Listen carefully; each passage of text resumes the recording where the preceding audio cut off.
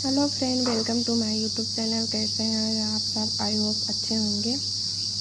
आज हमने आप लोगों के लिए हमारा 10वां लेसन प्लान है जो आप लोगों के लिए लाए हैं। चलिए इसको देखिए कैसे आप लोग बनाएंगे। अगर आपको इस टॉपिक पे बनाना हो तो पहले विद्यालय का नाम लिखेंगे, जिस विद्यालय में आप टीचिंग कर रहे हों। फिर अपना नाम लिखेंगे, दिनांक, क्लास, कालांश, अवधि, विषय, अपना विषय लिखेंगे। फिर प्रकरण लिखेंगे, जिस टॉपिक पर आप बना रहे हो उस टॉपिक पर नाम लिखेंगे प्रकरण में। सामान्य उद्देश्य में हमने पूर्वज लिख दिया है यहाँ पे, क्योंकि हमारा यहाँ 10वां लेसन प्लान है। अगर आपको सामान्य उद्देश्य लिखना हो तो आप लोग 1 से 5 लेसन प्लान में वहाँ पे पॉइंट है, आप लिख लीजिएगा देख के। अगला है विशिष्ट उद्देश्य। विशिष्ट उद्देश्य में पहला है ज्ञानात्मक उद्देश्य, जो कि हमने दो पॉइंट रखे हैं। पहला पॉइंट है छात्र कुपोषण के बारे में जान सकेंगे। दूसरा पॉइंट है छात्र अपने दैनिक आहार के पोषक तत्वों को जान सकेंगे। दूसरा है बोधात्मक उद्देश्य, इसमें भी हमने 2 पॉइंट रखा है। हमने दो पॉइंट सारे में रखा है। आप लोग भी और भी बढ़ा सकते हैं या 2 ही पॉइंट लिख सकते हैं, कोई दिक्कत नहीं है। पहला है छात्र कुपोषण के कारणों को बारे में जान सकेंगे। दूसरा पॉइंट है छात्र कुपोषण से होने वाली बीमारियों के बारे में पता लगा सकेंगे। तीसरा है विशेष उद्देश्य में क्रियात्मक उद्देश्य, इसमें पहला पॉइंट है छात्र कुपोषण के रोगों का निदान कर सकेंगे। दूसरा है संतुलित आहार को नियंत्रित और सही ढंग से लेने का प्रयास करेंगे। यह आपका क्रियात्मक उद्देश्य हो गया। क्रियात्मक उद्देश्य के बाद अनुप्रयोगात्मक उद्देश्य लिखेंगे, या भी विशिष्ट उद्देश्य का है।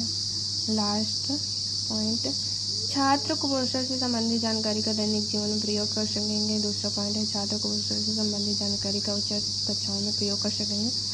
उसके बाद आप विशिष्ट उद्देश्य के बाद शिक्षण सहायक सामग्री लिखेंगे। शिक्षण सहायक सामग्री कुपोषण के कारणों को प्रदर्शित करता हुआ चार्ट पेपर, यहाँ शिक्षण विधियाँ, प्रश्नोत्तर विधि, व्याख्यान विधि। उसके बाद आप पूर्व विज्ञान पे आ जाइए।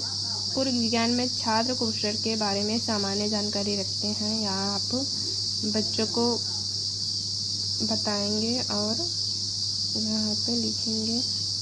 उसके बाद आप प्रस्तावना प्रश्न बच्चों से करेंगे, जो कि पहले आप कॉलम बनाएंगे। यहाँ पर फाइल में 3 कॉलम है, क्रमशः छात्राध्यापिका कथन, छात्र कथन। पहला प्रश्न है हमारा, स्वस्थ रहने के लिए क्या आवश्यकता है? बच्चे आंसर देंगे, संतुलित भोजन आवश्यक है। दूसरा, उसी से आंसर से प्रश्न बनाएंगे, संतुलित भोजन क्या है? बच्चे आंसर, ऐसा आहार जिनमें संपूर्ण मात्रा में पोषक तत्व सम्मिलित हो। अगला प्रश्न है तीसरा, पोषक तत्व कौन कौन से हैं? बच्चे आंसर देंगे, प्रोटीन, विटामिन, कार्बोहाइड्रेट, वसा आदि। अगला प्रश्न है चौथा, इन तत्वों की कमी से क्या होता है? बच्चे आंसर देंगे, कुपोषण। फिर आप उसी से आंसर से अगला प्रश्न करेंगे, कुपोषण के विषय में आप क्या जानते हैं? तो बच्चे समस्यात्मक हो जाएंगे। उसके बाद आपका प्रकरण निकल आएगा, आप ब्लैक बोर्ड में लिखेंगे। यह आपका प्रस्तावना प्रश्न हो गया। प्रस्तावना प्रश्न के बाद उद्देश्य कथन। उद्देश्य कथन में हम सब आज कुपोषण के विषय में विस्तार से अध्ययन करेंगे। उसके बाद आप प्रस्तुतिकरण लिखेंगे। प्रस्तुतिकरण में पहले कॉलम बनाएंगे ऐसे। फिर आप व्याख्या करेंगे छात्र क्रिया में, जब व्यक्ति को पौष्टिक भोजन की कमी से भोजन अव्यवस्थित रूप से दिया जाता है तो उसके शरीर में पोषण की कमी या मोटापा हो तो हम कुपोषण कहते हैं। जब किसी व्यक्ति के आहार में पोषक तत्व नहीं मिलते तो कमी से नियमित रूप से सही मात्रा में नहीं लेने से कुपोषण हो जाता है, जिससे उनकी रोग प्रतिरोध क्षमता और कई बीमारियों के शिकार हो जाते हैं। आप बच्चों से व्याख्या करें, छात्र क्रिया में छात्र ध्यानपूर्वक सुन लेंगे। शिक्षण विधि में व्याख्यान विधि हो जाएगी। और श्याम कार्य, यहाँ एक कॉलम है। श्याम कार्य में आप वही मुख्य पॉइंट लिखेंगे जो आपको वहाँ पे ब्लैक बोर्ड में टीचिंग करते समय लिखना हो, वही लिखेंगे। फिर व्याख्या करने के बाद आप बच्चों से बोध प्रश्न पूछेंगे। बोध प्रश्न में पहला प्रश्न है, कुपोषण क्या होता है? बच्चे आंसर देंगे, पोषक तत्व की कमी या अधिकता से होने वाला रोग कुपोषण होता है। शिक्षण विधि में प्रश्नोत्तर विधि हो जाएगी। उसके बाद कुपोषण से होने वाले रोग, यहाँ पहला है क्वासियोरार, दूसरा है रिकेट्स और तीसरा है सदकता। फिर पहला है क्वासियोरार।